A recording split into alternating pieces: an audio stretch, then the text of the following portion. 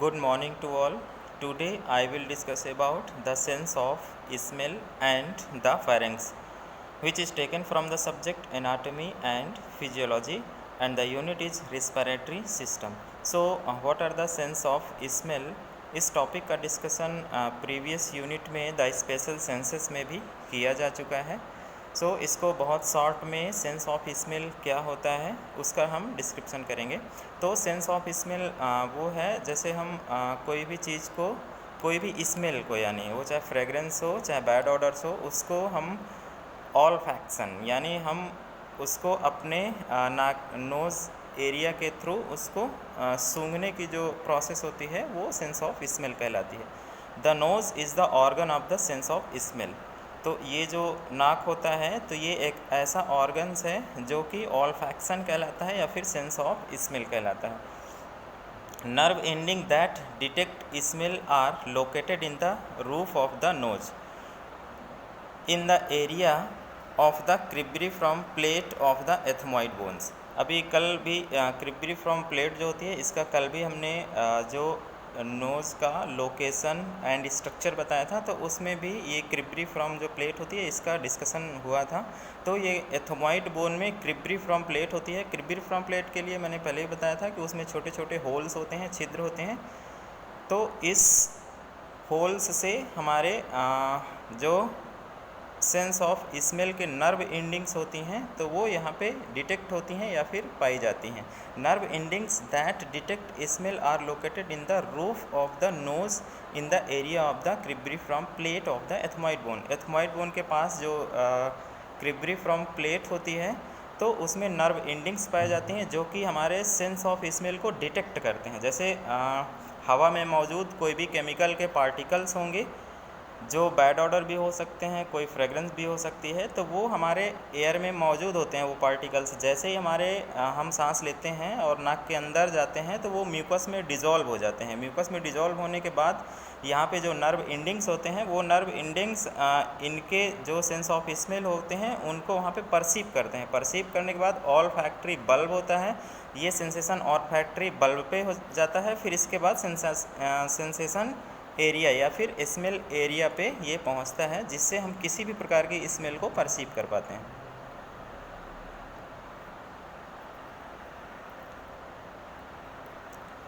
And the superior concha, it means कि ये जो क्रिब्रिफ्रॉम प्लेट होती है वो ethmoid bones and superior concha ये दोनों से के पास में मिलकर के बनी होती है.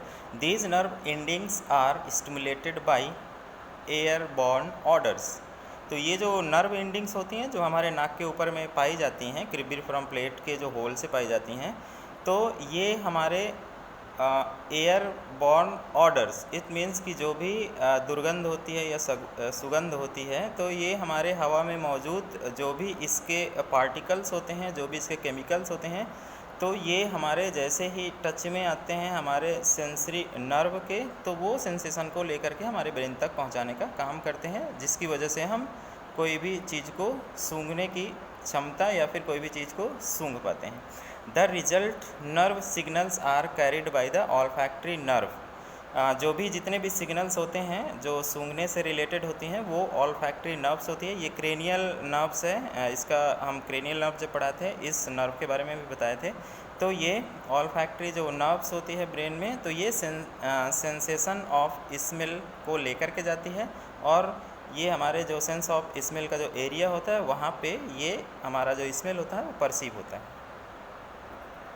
तो हम इतना ही केवल शॉर्ट में इसको समझाएंगे. बाकी जो डिस्क्रिप्शन है वो अलग से सेंस ऑफ स्मेल जब मैंने पढ़ाया था तो उसका structure, physiology of sense of smell, ये सब हम प्रीवियस वाली यूनिट में हम कवर कर चुके हैं.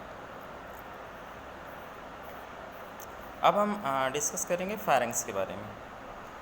तो जैसे कि मैंने पहले बताया था जो रिस्पिरेटरी सिस्टम होता है उसमें नोज़ हमारा पहला ऑर्गन्स होता है, उसके जस्ट बाद जो हमारा होता है वो फायरिंग्स होता है. फायरिंग्स को मैंने बताया भी था कि फायरिंग्स हमारे मेन 3 पोर्शंस में होता है. 3 पोर्शन में जो पहला होता है वो नेज़ोफायरिंग्स है और जो दूसरा होता है वो ओरोफायरिंग्स होता है और लास्ट वाला जो होता है लैरिंजियोफायरिंग्स. तो ये फायरिंग्स हमारे 3 पोर्शन में मेन डिवाइड होता है. तो इसके बारे में हम डिस्कस करेंगे। सबसे पहले पोजीशन, फेरेंक्स की पोजीशंस क्या हैं। The pharynx is a tube. Pharynx क्या है, कुछ नहीं है, एक ट्यूब है जो कि कितना होता है 12 to 14 centimetre long that extend from the base of the skull to the level of the 6 cervical vertebra. It means कि जो फेरेंक्स होती है वो एक प्रकार का ट्यूब है जो कि 12 से 14 सेंटीमीटर लॉन्ग है, और ये कहाँ से कहाँ तक एक्सटेंड होता है। एक्सटेंड मीन्स कि ये जो फेरेंक्स होता है उसकी शुरुआत कहाँ से होगी, बेस ऑफ द स्कल से। ये हमारा पूरा स्कल का पोर्शन होता है, उसका जो बेस होता है तो उसके बेस से यहाँ ये जो फेरेंक्स की स्टार्टिंग होती है, और कहाँ तक होती है, the level of the 6 cervical vertebra. जो सर्वाइकल वर्टिब्रा होती है, वर्टिब्रल कॉलम होता है, तो उसमें सर्वाइकल पहली हड्डियाँ होती हैं जो 1 से 7 सर्वाइकल वर्टिब्रा पाई जाती हैं। तो ये इसका जो पोजीशन होता है वो 6 सर्वाइकल वर्टिब्रा तक पाया जाता है। It lies behind the nose, और जो इसकी स्थिति होती है तो वो नोज़ के जस्ट पीछे होती है। ये हमारा जो नोज़ है, नोज़ के जस्ट पीछे वाले पोर्शन से हमारा फेरेंक्स स्टार्ट हो जाता है। And mouth and larynx is a wider at its upper end. तो ये जो हमारा इसकी पोजीशन होगी वो नोज़ के जस्ट पीछे से चालू होगी, मुंह से होते हुए हमारे लैरिंग्स तक जाती है। लैरिंग्स मतलब क्या होता है, ये जो वॉइस बॉक्स, तो ये यहाँ तक हमारा 12 से 14 सेंटीमीटर तक ये फैला हुआ होता है। और अपर एंड मतलब कि जस्ट ऊपर की ओर पोर्शन में ये थोड़ा वाइडर होता है। वाइडर मतलब कि एक चौड़ा। नेक्स्ट हम इसका डिस्कशन करेंगे स्ट्रक्चर के बारे में। Structures associated with the pharynx, मतलब कि जो सराउंडिंग स्ट्रक्चर्स है, जैसे जो फेरेंक्स होगा, नेज़ोफेरेंक्स हो या फिर ओरोफेरेंक्स हो या फिर लैरिंजियोफेरेंक्स, तो इन तीनों फेरेंक्स के आसपास में, आसपास मतलब कि सुपीरियर में क्या है, इन्फीरियर में क्या है, तो इन सब चीज़ों का जो सपोर्टिव स्ट्रक्चर्स हैं, तो एसोसिएटेड स्ट्रक्चर्स के बारे में बताएंगे। तो फर्स्ट होता है सुपीरियर। सुपीरियर में क्या क्या होता है, the inferior surface of the base of the school, यानी जो सुपीरियर मतलब कि फेरेंक्स के ऊपर वाले पोर्शन में जो भी पाया जाएगा तो वो होता है बेस ऑफ द स्कल। मैंने पहले बताया बेस ऑफ द स्कल से इसका स्टार्टिंग होता है। नेक्स्ट हम पॉइंट डिस्कस करेंगे इन्फीरियर। इन्फीरियर मतलब इनसाइड। इनसाइड में क्या क्या होगा, it is continuous with the oesophagus. तो अगर इन्फीरियर अंदर साइड पे देखेंगे तो जो लैरिंजियोफेरेंक्स होता है उसके बाद फिर हमारा ईसोफेगस जुड़ जाता है। तो ये मतलब कि हमारा इन्फीरियर साइड पे ईसोफेगस पाया जाता है। नेक्स्ट हम एंटीरियर। एंटीरियर की अगर बात करेंगे, एंटीरियर मतलब होता है फ्रंट की ओर, सामने की ओर। तो एंटीरियर क्या होता है, the wall is incomplete because the opening into the nose, mouth and लैरिंग्स। तो एंटीरियर, अब हमारा जो फेरेंक्स होता है तो फेरेंक्स का एंटीरियर मतलब सामने की ओर, तो ओपनिंग हमारा इनकम्प्लीट होगा। मतलब ये होगा कि हमारा जो वॉल्स होती हैं इनकी इनकम्प्लीट, वो सांस लेने का तो पूरा रास्ता होता है, इसलिए एंटीरियर में कुछ नहीं होता, तो इनकी वॉल इनकम्प्लीट होती है। नेक्स्ट हम डिस्कस करेंगे पोस्टीरियर। तो जो हमारा फेरेंक्स होगा, फेरेंक्स यहाँ से नाक के बाद से स्टार्ट होगा, हमारे ये जो वॉइस बॉक्स है वहाँ तक होता है तीनों फेरेंक्स। तो इन फेरेंक्स के हमारे पोस्टीरियर यानी पीछे की ओर कौन से पोर्शंस होते हैं, क्या क्या पाए जाते हैं, उनका हम एक एक करके बताएंगे। फर्स्ट होता है areolar tissue. Areolar tissue just इसी के जो फेरेंक्स वाला पोर्शन है, बेस ऑफ द स्कल से लेके वॉइस बॉक्स तक, तो इसके जस्ट पीछे यानी बिहाइंड में अगर देखेंगे तो एरियोलर टिश्यू पाया जाता है। इनवॉलंटरी मसल्स पाई जाती हैं जो कि हमारी इच्छाओं से काम नहीं करते।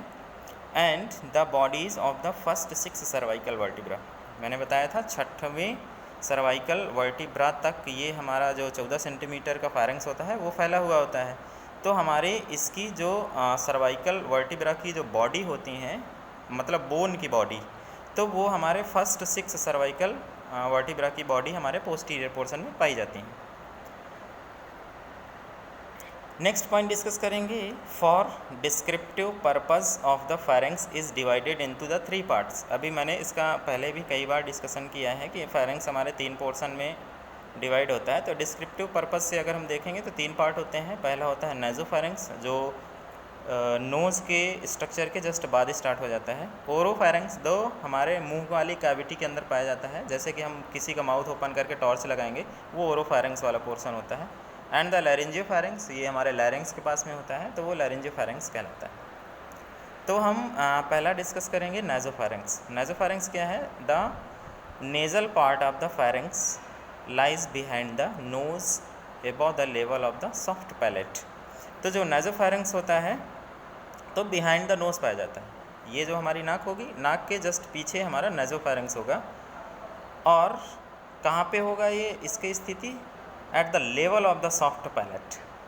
जैसे मैंने बताया था, ये जो फ्रंट वाले दांत होंगे, दांत के जस्ट पीछे हार्ड पैलेट होता है, यहाँ पे ये बोन से मिलकर के बनता है, उसके जस्ट पीछे सॉफ्ट पैलेट होता है। तो सॉफ्ट पैलेट के लेवल में ही ये हमारा नाइजोफैरिंग्स पाया जाता है। नेक्स्ट हम डिस्कस करेंगे ओरोफैरिंग्स। ओरोफैरिंग्स क्या होते हैं? The oral part of the फैरिंग्स lie behind the mouth, यानी मुंह के जस्ट पीछे वाले जो पोर्शंस होते हैं तो वो ओरोफैरिंग्स में इंक्लूड होते हैं। और ये ओरोफैरिंग्स होता कहाँ से है? मतलब कहाँ से कहाँ तक? Extending from the below of the soft palate, soft palate से होते हुए to the level of the upper part of the body of the third cervical vertebra.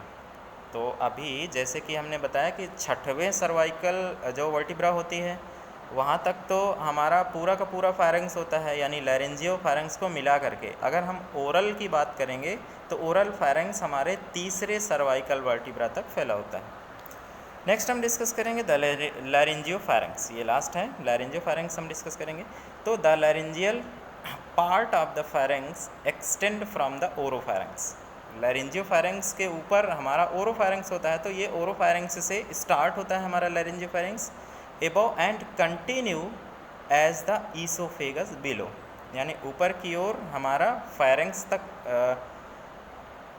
ऊपर तक हमारा ओरोफैरिंग्स तक होता है। और जो डाउन पे अगर हम बात करेंगे तो ये हमारे ईसोफेगस से कंटिन्यू फैला हुआ होता है। That is from the level of the third to six cervical vertebra.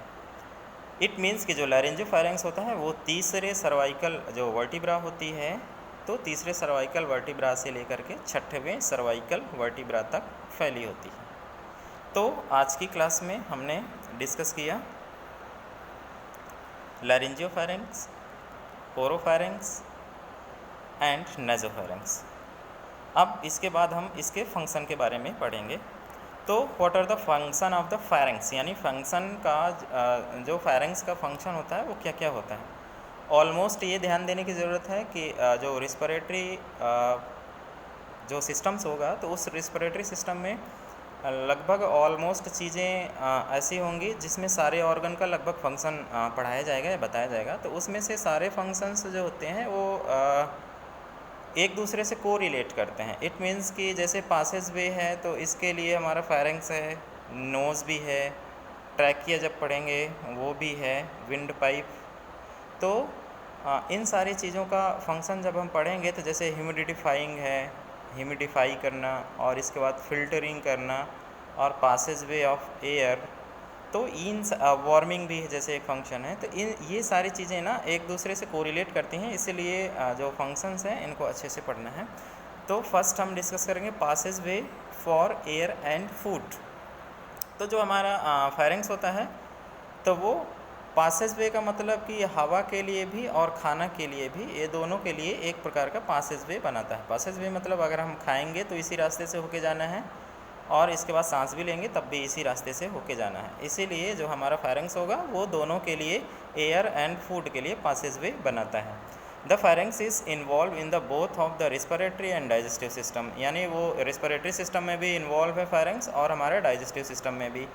Air passes through the nasal and oral section and food through the oral and laryngeal section. जो हम खाना जब खाते हैं तो फूड जो पास होता है तो वो ओरोफैरिंग्स और लैरेंजियोफैरिंग्स से होके जाता है, लेकिन जब हम एयर यानी सांस लेते हैं रिस्पिरेटरी सिस्टम में तो ये तीनों जगह से होके जाता है, और जो फूड होता है वो दो जगह से। यानी हमारा जब जैसे कुछ भी खाएंगे तो वो हमारे टच में ओरोफैरिंग्स आएगा, लैरेंजियो वो ऊपर की ओर तो जाएगा नहीं। तो इसलिए ये दोनों प्रकार से दोनों सिस्टमों में वर्क करता है। नेक्स्ट जो फंक्शन होता है वो वार्मिंग एंड ह्यूमिडिफाइंग का है। वार्मिंग मतलब कि हवा को गर्म करना, जैसे कि मैंने इमेंस वेस्कुलरिटी की बात की थी। सपोज दैट कि वहाँ पे हमारा रिच ब्लड सप्लाई होगा, तो जैसे ही कोई भी एयर अगर अंदर जाएगी तो वो वार्म हो जाती है, गर्म हो जाती है, क्योंकि वहाँ पे हमारा ब्लड सप्लाई इमेंस होता है या फिर ज़्यादा होता है। नेक्स्ट हम डिस्कस करेंगे ह्यूमिडिफाइंग की। ह्यूमिडिफाइंग मतलब कि एक प्रकार से वार्मिंग का काम भी, ह्यूमिडिफाइंग मतलब उसमें नमी पैदा करना। तो जाहिर सी बात है कि म्यूकस जितना भी होगा यहाँ पे सराउंडिंग में पाया जाता है, तो उस म्यूकस में हमारा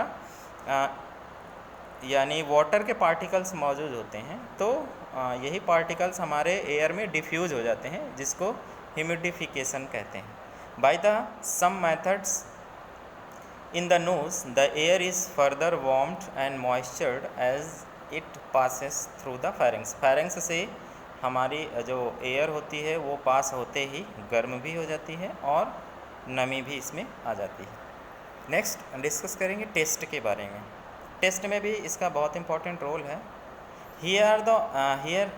there are olfactory nerves ending of the sense of taste in the epithelium of the oral and pharyngeal parts। तो टेस्ट में ये कैसे काम करता है, ऑल फैक्ट्री जो नर्व्स के एंडिंग्स होते हैं तो वो हमारे एपिथेलियम जो लेयर्स होती है और फेरेंजियल पार्ट में भी इसके कुछ पाए जाते हैं। इट मीन्स कि जो हमारा टंग होता है, जीभ होता है, तो वो तो मेन हमारा टेस्ट का ऑर्गन है ही। बाकी सराउंडिंग यानी सराउंडिंग एरिया में भी इसके कुछ नर्व के एंडिंग पाए जाते हैं, जिससे हमारा टेस्ट का अनुभव भी होता है। तो इसलिए इसका जो रोल होता है वो टेस्ट में भी है। नेक्स्ट हियरिंग, ये बहुत इंपॉर्टेंट रोल है। The auditory tube, auditory tube मतलब कि जो हमारा जब मैंने स्पेशल सेंसेस में पढ़ाया था, तो जो हमारा कान होता है, कान के अंदर जो ऑडिटरी ट्यूब्स होती है, तो extending from the nasopharynx to each middle ear, ये नासोफैरिंक्स से एक्सटेंड होकर के जो मिडिल ईयर होती है वो वहाँ तक फैली हुई होती है।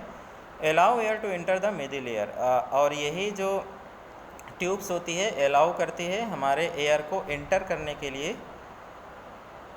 तो ये हमारे हियरिंग एंड बैलेंसिंग में भी हेल्प करता है। Satisfactory hearing depend on the pressure of the air at atmospheric pressure on the each side of the tympanic membrane. जो हमारा हियरिंग की जो प्रोसेस होती है वो डिपेंड करती है कि जो हमारा एटमॉस्फेयर है उसका प्रेशर कैसा है और कितना है, और जो हमारे जो टिम्पैनिक मेम्ब्रेन्स होता है, जो ईयर ड्रम बोलते हैं, तो इस पे कितना प्रेशर दबाव मतलब कितना प्रेशर बन पा रहा है और एटमॉस्फेरिक प्रेशर कितना है। तो ये डिपेंड करता है हमारे हियरिंग बैलेंस के लिए और हियरिंग की प्रोसेस के लिए। तो इसलिए इसका भी इम्पॉर्टेंट रोल है। नेक्स्ट हम डिस्कस करेंगे स्पीच के बारे में। स्पीच में तो बहुत ही अच्छा इनका रोल है। जैसे सपोज दैट कि अगर मैं एक एग्जांपल दूं कि अगर आप नाक को बंद कर लेंगे, नासोफैरिंक्स का एरिया लगभग बंद हो जाएगा आपका काम करना। आप केवल मुंह से बोलेंगे तो जो स्पीच का जो मॉड्यूलेशन होगा वो पूरा डिफरेंस हो जाता है, बदल जाता है, चेंज हो जाता है। इसीलिए जो हमारा फेरिंग्स वाले पोर्शंस है वो हमारे यानी जो वर्ड्स होते हैं उनके मॉड्यूलेशन में बहुत अच्छा हेल्प करता है। The pharynx function is speech by the acting as a resonating chamber for the sound ascending from the larynx. It help together with the sinuses to give the voice is individual characteristics. It means कि जो pharynx होता है तो हमारा speech में भी बहुत help करता है, जैसे कि मैंने अभी एग्जांपल बताया उसके लिए भी। एंड जो इसके जो चैम्बर्स होते हैं फेरिंग्स के लिए, तो ये कहाँ तक फैले होते हैं, असेंडिंग फ्रॉम द लैरिंग्स तक। और ये जो हेल्प किन चीज़ों के लिए हेल्प करता है, साइनसेस से मिल करके वॉइस के प्रोडक्शन और मॉड्यूलेशन दोनों में भी ये हेल्प करता है। So thank you. तो आज की क्लास में हमने इतना ही डिस्कशन किया और कल एक नए टॉपिक के बारे में डिस्कस करेंगे। सो आज की क्लास का एक बार फिर से रिवाइज़ कर देते हैं हमने क्या क्या पढ़ा। तो हमने पहला जो पढ़ा था तो हियरिंग के बारे में पढ़े हैं, और इसके बाद हमने पढ़ा है लैरिंग्स में हमने 3 पोर्शंस पढ़े हैं, हमारा नासोफैरिंक्स, ओरोफैरिंक्स, लैरिंजियोफैरिंक्स, और उसके बाद इसी फेरिंग्स का हमने पूरा फंक्शन पढ़ा है, इसका यानी कार्य क्या क्या है। सो कल हम नेक्स्ट क्लास में एक नया टॉपिक डिस्कस करेंगे। So thank you.